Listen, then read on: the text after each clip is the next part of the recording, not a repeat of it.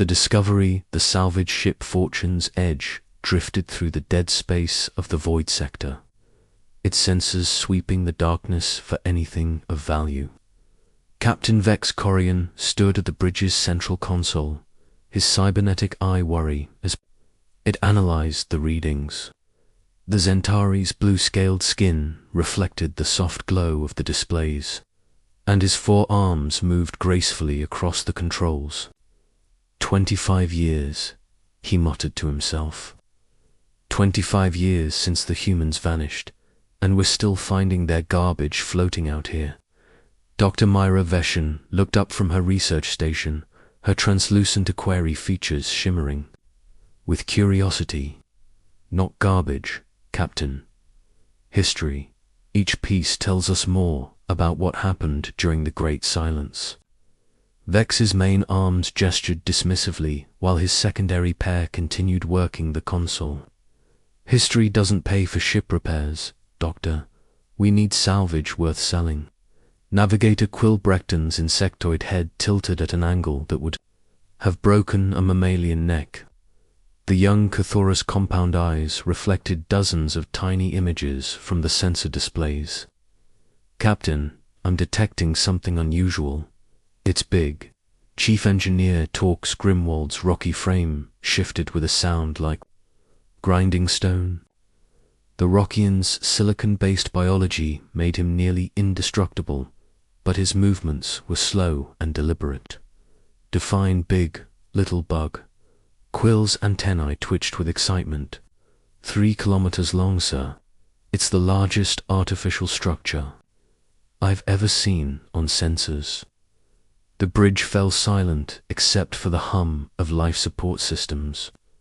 Even in the age of massive space stations and planet-sized mining platforms, a 3-kilometer ship was extraordinary. Location, Vex asked, his voice steady despite the racing of his twin hearts. Bearing 27 Mark IV. It's just sitting there, Captain. No movement, no energy signature, except for what looks like minimal life support. Dr. Veshan's gills fluttered with anticipation. A derelict that large would be worth a fortune, but more importantly, it could contain invaluable historical data. Vex made his decision quickly. Set course. Full sensors, but keep us ready to jump if this turns out to be a trap. As the Fortune's Edge approached the coordinates, the massive shape began to resolve on their screens. What they saw made even the experienced salvage crew gasp in amazement. The ship was beautiful in its lethality. Its hull was a deep charcoal grey that seemed to absorb light, broken by lines of what looked like dormant energy conduits. The vessel's design was unmistakably human, angular and aggressive, with weapon emplacements that could glass a planet, but it was the size that took their breath away. The ship dwarfed anything they had ever encountered. Reading hull markings, Quill reported, his voice barely above a whisper. UES Eternal Vigil, heavy dreadnought class. Impossible, Torx rumbled. Humans never built anything that large. Their biggest ships were barely 1/2 kilometer. The readings don't lie, Dr. Veshan said, her scientific mind racing. This ship was built during the final years before the Great Silence. It must have been their ultimate weapon project. Vex studied the massive vessel through his cybernetic eye, cycling through various spectrums. I'm detecting minimal power signatures. Something's still running over there, but it's operating on emergency power levels. Should we hail them? Quill asked. After 25 years, there's no one left to answer, Vex replied, but we're going to board her. Torx prepped the boarding shuttle. Doctor, gather your archaeological gear. Quill, you're with me. The boarding party assembled in the shuttle bay, each member checking their equipment with practiced efficiency. Vex wore his standard salvage armor, reinforced with additional plating around his cybernetic implants. Dr. Vessian carried her portable analysis lab, while Quill's natural exoskeleton provided all the protection he needed. Torx's rocky hide. Was armor enough? Remember, Vex addressed his crew. We don't know what we're going to find over there. The humans were known for their defensive systems. Stay alert, stay together, and don't touch anything unless I give the order. The shuttle approached the massive dreadnought, dwarfed by its bulk. They found an airlock amidships, its seals still intact after decades in the void. Surprisingly, the airlock responded to their docking request, cycling open with a soft hiss of equalizing pressure. Atmosphere is breathable, Dr. Vessian reported, checking her instruments. Temperature is slightly cool, but within acceptable ranges. Gravity is standard Earth, normal. They entered the ship through a corridor that could have accommodated a small building. The walls were lined with what looked like dormant display panels, and emergency lighting cast long shadows down the passageway. Everything was clean and pristine, as if the ship had been abandoned yesterday rather than decades ago. "This is wrong," Torx said, his voice echoing in the vast space. "No ship maintains itself this well without a crew." The humans were masters of automated systems, Dr. Deskin replied, but her voice carried uncertainty. Perhaps they built their ships to function independently. They followed the main corridor deeper into the ship, passing sealed chambers and inactive systems. Occasionally, they would glimpse through transparent sections into vast spaces filled with machinery they couldn't identify. "Captain," Quill called out, his antennae twitching with nervousness. "I'm detecting life signs." Vex stopped immediately. "Where?" "Throughout the ship. Dozens of them, maybe hundreds. They're in some kind of stasis." The implications sent a chill through the boarding party. If there were still living humans aboard this ship, they were about to make first contact with a species that had been considered extinct for 25 years. They found the first stasis chamber an hour later. It was a vast room filled with hundreds of cylindrical pods, each one containing a human figure suspended in some kind of preservation field. The humans looked exactly as they had in the old records, bipedal, relatively small, with their strange, five-fingered hands and expressive faces. "They're alive," Dr. Vessian whispered, her scientific instruments confirming what they could see. "All of them. After 25 years, they're still alive." "But why?" Vex asked. "Why put your entire crew in stasis? What were they waiting for?" Their answer came from an unexpected source. The lights in the chambers suddenly brightened, and a voice spoke from hidden speakers throughout the room. "Welcome aboard the UES Eternal Vigil. I am Aria, the ship's adaptive reasoning intelligence assistant. You are not authorized personnel. Please state your business." The alien crew looked at each other in shock. The voice was clearly artificial, but it carried a sophistication they had never heard before. "We are salvage operators," Vex said to the air. "We found your ship drifting in the void sector. We assumed it was derelict." "The Eternal Vigil is not derelict," Aria replied. "The ship is on permanent station, maintaining the Harbinger Protocol. The crew has been in stasis for 25 years, 2 months, and 16 days. What is the Harbinger Protocol?" Dr. Dessian asked. There was a pause before Aria responded. "I cannot discuss classified military information with unauthorized personnel. However, I can tell you that this ship and its crew are the last line of defense against a threat that could destroy all life in this galaxy." Quill's compound eyes reflected his confusion. But the war ended 25 years ago. The humans disappeared. There's been peace since then. The war you speak of was merely a symptom of a greater threat, Arya explained. The entities that invaded our reality were not conquered. They were contained. The eternal vigil maintains that containment. Show us, Vex demanded. If you want us to believe this story, show us proof. Very well, Arya said. But understand that what you are about to see may change your perception of reality itself. The chamber's walls became transparent, revealing the true nature of the ship around them. The Eternal Vigil was not just a warship, it was a massive containment facility. At its heart was a sphere of pure energy, crackling with forces that hurt to look at directly.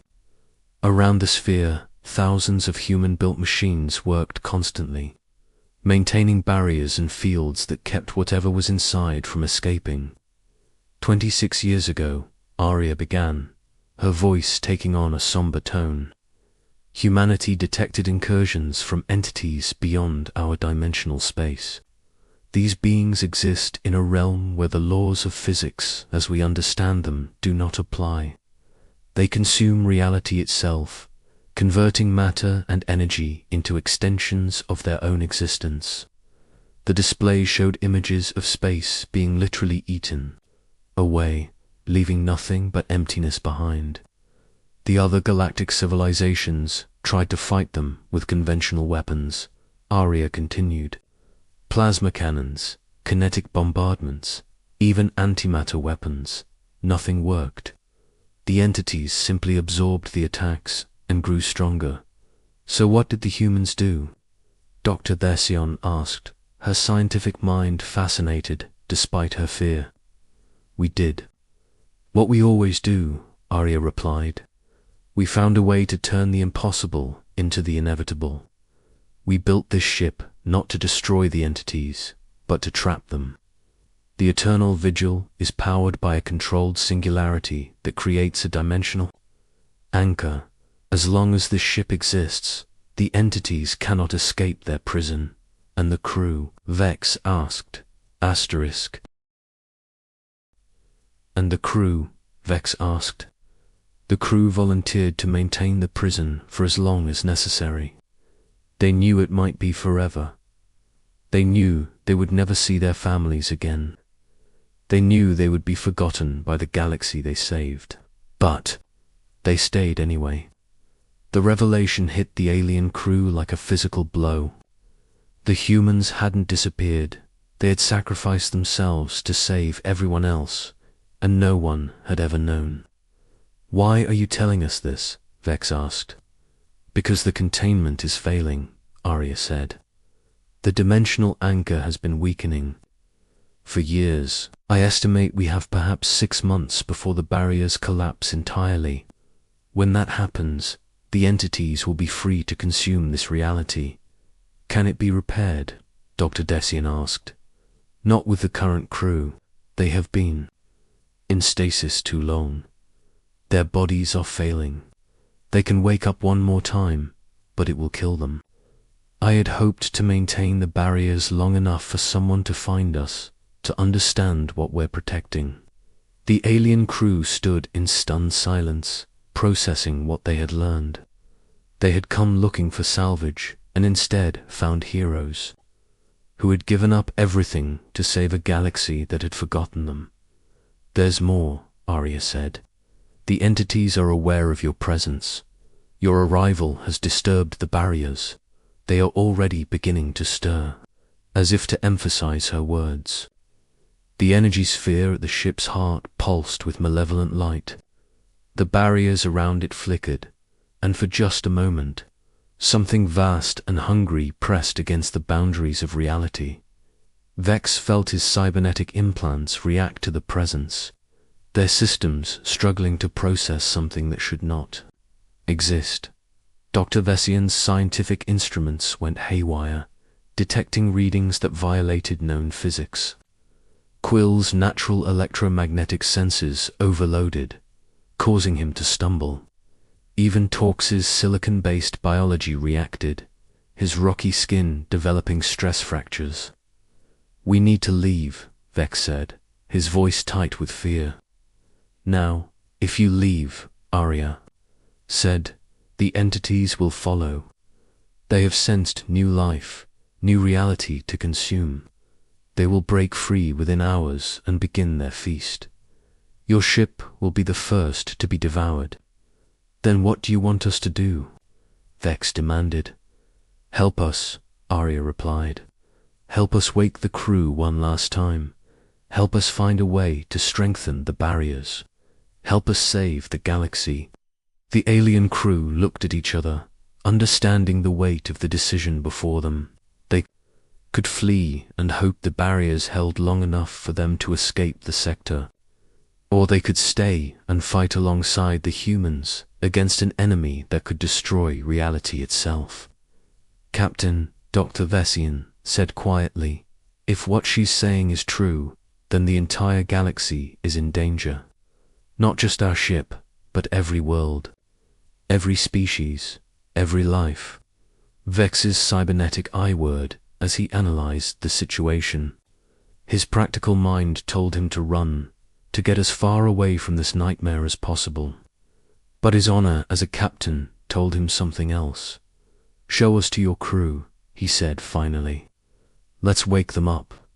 The awakening, the stasis chamber filled with the soft hum of awakening systems as Arya began the revival process. The alien crew watched in fascination and growing dread as the human crew slowly emerged from their 25-year sleep. The first to wake was a woman with graying hair and the bearing of someone accustomed to command. She was smaller than the aliens expected, but there was something about her presence that filled the vast chamber. Her eyes opened slowly, adjusting to the light before focusing on the alien faces surrounding her pod. I am Captain Sarah Chen, she said, her voice hoarse but strong. And you are not human. No, Captain, Vex replied respectfully. We are salvage operators. We found your ship by accident. Sarah's expression grew grim as she processed this information. Arya, status report. Containment integrity at 47% and falling, Captain. The dimensional anchor is destabilizing. I estimate 6 months until complete failure, and the crew, 18% survival rate from extended stasis. Those who wake will have perhaps hours before complete cellular breakdown. Sarah nodded, as if she had expected this answer. Around the chamber, other pods were opening, revealing humans in various states of consciousness. Some woke easily, while others required medical assistance. All of them showed the effects of quarter entry in stasis. Their hair was white, their skin pale, and their bodies frail. Captain Chen, Dr. Desian, stepped forward, her scientific mind overriding her fear. We need to understand what we're dealing with. These entities, what exactly are they? Sarah accepted help from 2 of her crew members as she stood on unsteady legs. They are everything that should not exist, she said. Imagine consciousness without form, hunger without purpose, destruction without end. They exist in a realm where thought becomes reality, where emotion has physical force, where the very concept of existence is fluid. But how did they get here? Quill asked, his antennae twitching with nervous energy. We brought them, Sarah replied, and the admission clearly pained her. Humanity was experimenting with dimensional research. We thought we could find new sources of energy, new technologies, maybe even new homes for our expanding population. Instead, we opened a door that should have remained closed. The awakened human crew began moving through the ship with practiced efficiency despite their weakened condition. They checked systems, ran diagnostics, and prepared for what they knew would be their final battle. The entities noticed our dimension because of the breach we created, Sarah continued as they walked. They found a reality rich with matter and energy, perfect for their consumption. When they arrived, they didn't come as invaders, they came as devourers. They reached the ship's command center, a vast space filled with displays showing the dimensional prison at the heart of the vessel. The energy sphere pulsed with increasing frequency, and the barriers around it flickered more often. The first attacks were subtle, Sarah explained. Ships would disappear, but we thought it was equipment failure. Planets would go silent, but we assumed it was communication problems. By the time we realized what was happening, they had consumed 3 entire star systems. Why didn't the other species help you fight them? Vex asked. Sarah's laugh was bitter. They tried. The Galactic Council sent their finest fleets, their most advanced weapons. The entities absorbed every attack and grew stronger. Kinetic weapons fed their hunger for matter. Energy weapons fed their hunger for power. Even antimatter just gave them more to consume. So how did you stop them? Dr. Versian asked. We didn't stop them, Sarah replied. We contained them. Humanity's greatest strength has always been our ability to think differently, to find solutions that others consider impossible. We realized that we couldn't destroy the entities, but we could trap them.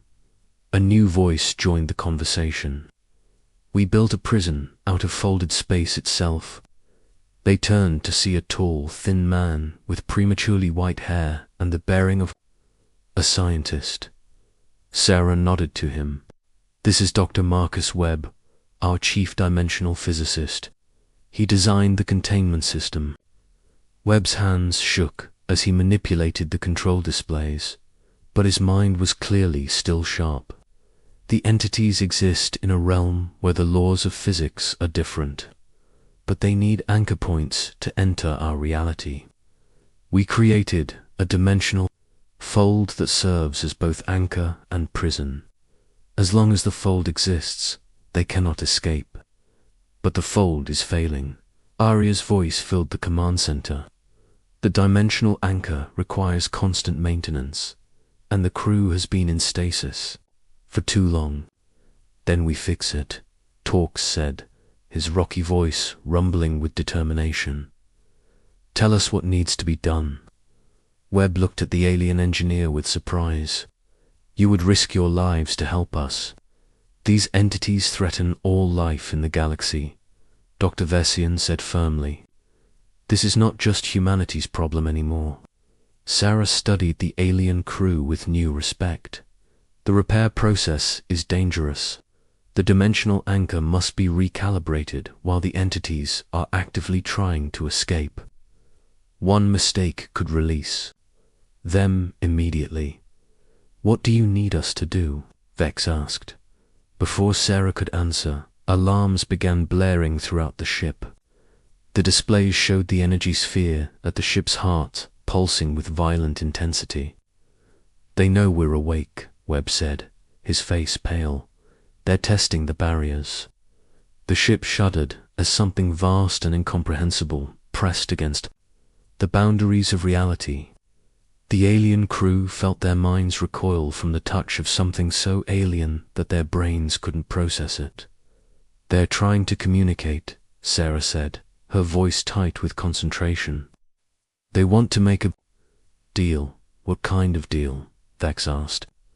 They'll spare this galaxy if we let them into the next one. They'll consume everything beyond the galactic rim and leave us alone. The offer hung in the air like a poison. The entities were offering to spare trillions of lives in exchange for the eventual consumption of trillions more.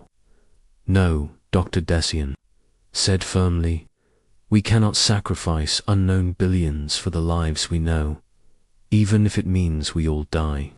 Quill asked, his compound eyes reflecting his fear. Especially then, Sarah said. This is why humanity stayed. This is why we've maintained this vigil for 25 years. The moment we start deciding which lives are worth saving and which are not, we become no better than the entities themselves.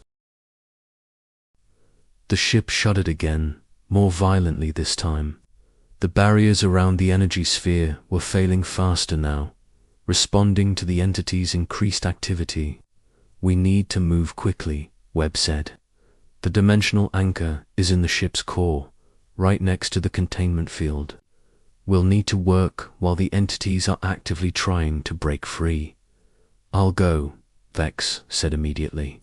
"My cybernetic implants might be able to interface with your systems." "I'm going to," Dr. Veshin added. "My aquatic biology might be more resistant to the dimensional distortions.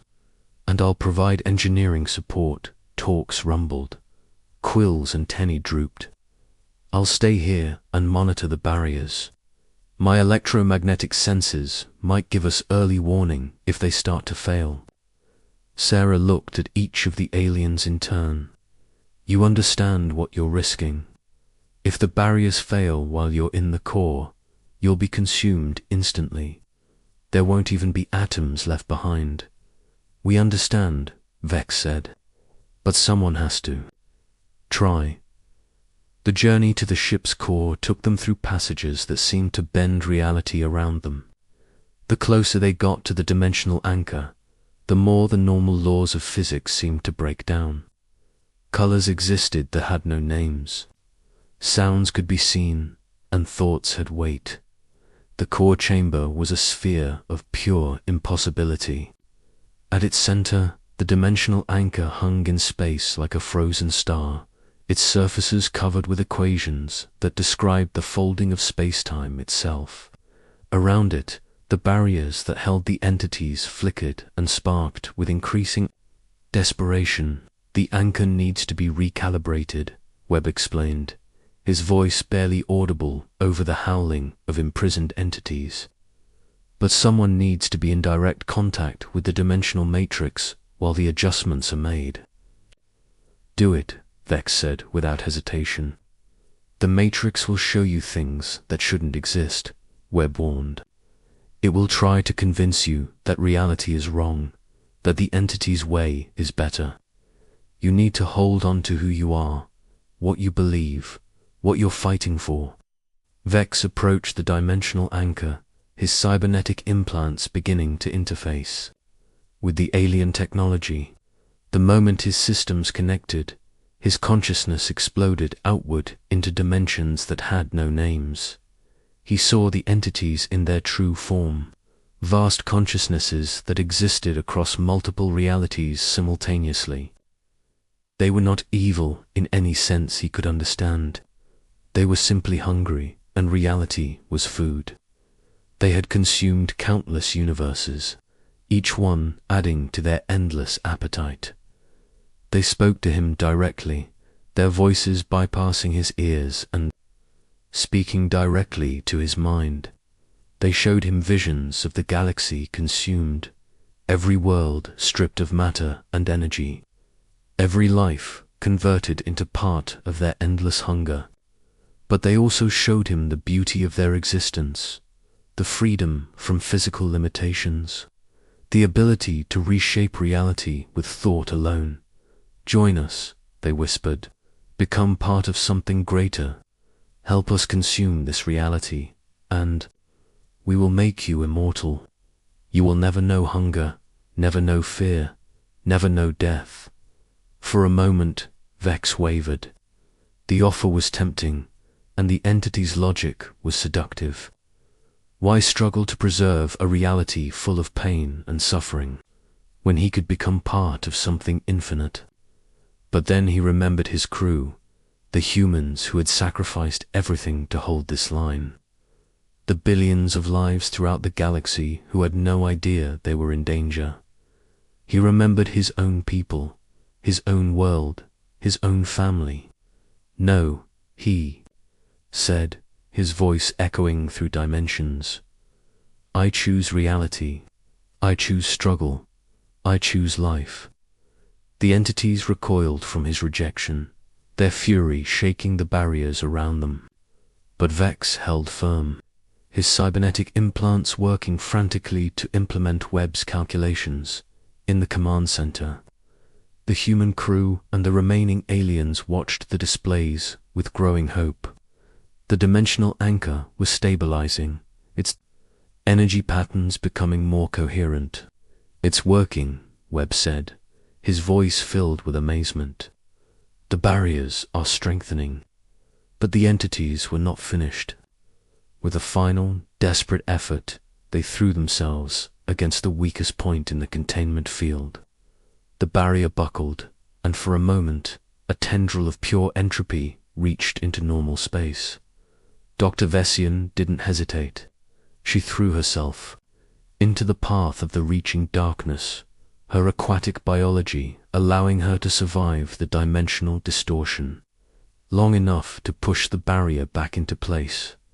The effort cost her everything. Her body began to dissolve as the entity's touch converted her matter into energy, but she held on long enough for the barrier to reform. Dr. Quill cried out, but it was too late. Dr. Vessian had given her life to keep the prison intact. The loss of their colleague filled the survivors with grief, but also with determination. They had seen what the entities were capable of, and they had seen what sacrifice could accomplish. "The anchor is stable," Webb reported, "but it won't hold forever. Eventually, someone will need to take our place. Then we'll make sure the galaxy remembers," Vex said, his voice heavy with loss. "We'll make sure they know what happened here, what you sacrificed, what she sacrificed." Sarah nodded slowly. "The eternal vigil will continue its watch. Arya can maintain the ship for centuries more, and there are other stasis pods. But someday, someone will need to take over the burden. When that day comes, Vex promised, we'll be ready." The surviving crew returned to their ship, their mission complete, but their hearts heavy. They had come looking for salvage and found something far more valuable, the knowledge that heroism existed in the universe, that beings would sacrifice everything to protect others, even others they had never met. As the Fortune's Edge prepared to leave the void sector, Vex took one last look at the massive human dreadnought. The ship looked no different from the outside, but he knew the truth now. The Eternal Vigil was not just a warship, it was a lighthouse, standing guard against the darkness that lurked beyond the edges of reality. The humans had earned their fearsome reputation not through conquest or destruction, but through sacrifice. They were feared because they would do anything, pay any price, make any sacrifice to protect life in the galaxy. And now a small group of aliens shared that burden, carrying the knowledge of what lurked in the dark spaces between dimensions, and the knowledge that someone would always stand guard against it. The legend of the Eternal Vigil would live on, whispered in the dark corners of the galaxy. They would speak of the ship that never moved, the crew that never aged, and the sacrifice that never ended. But those who knew the truth would also speak of something else, the day when different species stood together against the darkness, when the bonds of courage and sacrifice transcended the boundaries of biology and culture. The galaxy was safe, for now, and somewhere in the void sector, the Eternal Vigil continued its eternal watch. Guardian of reality itself, protector of all life, and testament to the power of sacrifice.